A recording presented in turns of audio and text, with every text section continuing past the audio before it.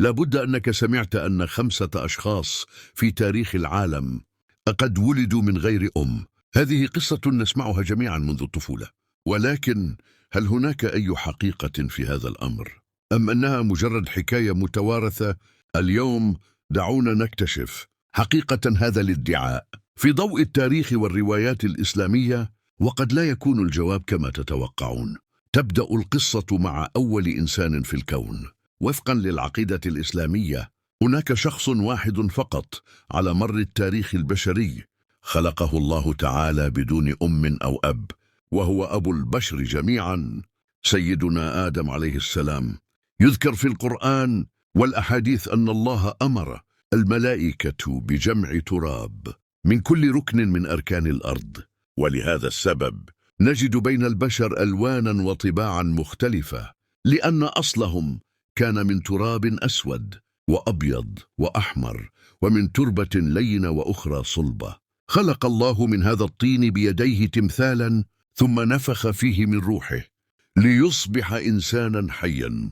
كانت هذه معجزة عظيمة لدرجة أن الملائكة أمروا بالسجود له، وهذا دليل على أن ولادة آدم كانت فوق القوانين الدنيوية ونتيجة مباشرة لأمر الله كن فيكون.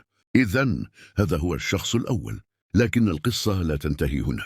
السؤال الآن هو: كيف جاءت أم البشرية الأولى السيدة حواء عليها السلام إلى العالم؟ وفقا للروايات الإسلامية، عندما كان آدم وحيدا في الجنة، خلقه الله من ضلعه الأيسر ليزيل وحدته، وبهذا فإن حواء أيضا ولدت من غير أم، لكن خلقها لم يكن من تراب بل من كيان إنسان آخر. إذن لدينا الآن شخصيتان ولدتا من غير أم: آدم الذي ولد من غير والدين، وحواء التي ولدت من أب ولكن من غير أم. لكن ماذا عن العدد 5؟ في الحقيقة هنا يتبين خطأ هذه القصة المشهورة. في التاريخ الإسلامي والروايات الموثوقة لا يوجد ذكر لأي شخص آخر ولد من غير أم سوى آدم وحواء. إذن من أين أتى هذا العدد 5؟ غالبا ما يحاول الناس إضافة أسماء أخرى إلى القائمة.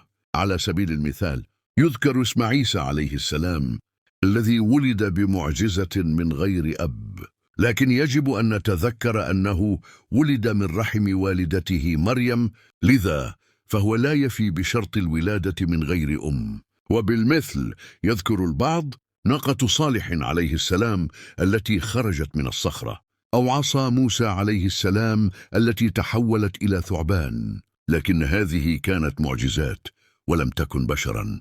الحقيقة هي أن قصة الأشخاص 5 مجرد اعتقاد خاطئ شائع لا علاقة له بالروايات الدينية الموثوقة. بعد مجيء آدم وحواء إلى الدنيا، استمر النسل البشري بالطريقة الطبيعية من خلال اتحاد رجل وامرأة.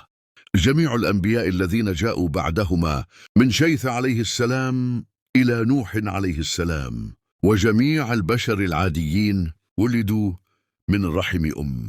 هذا التسلسل يؤكد أن معجزة الولادة من غير أم كانت مخصصة لبداية البشرية فقط، لتكون علامة أبدية على قدرة الله الكاملة في بدء الحياة في الكون. إذن ما هي خلاصة القصة؟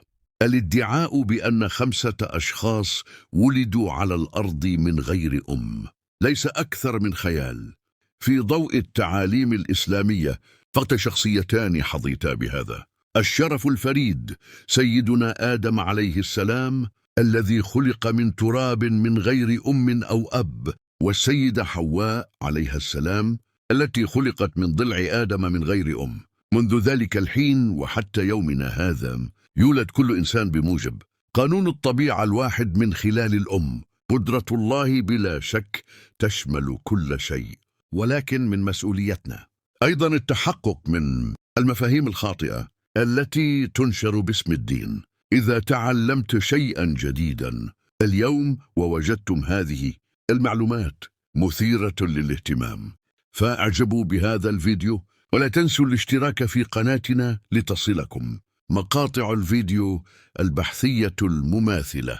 أخبرونا في التعليقات عن الموضوع اللي تودون مشاهدته في الفيديو. إلى القادم.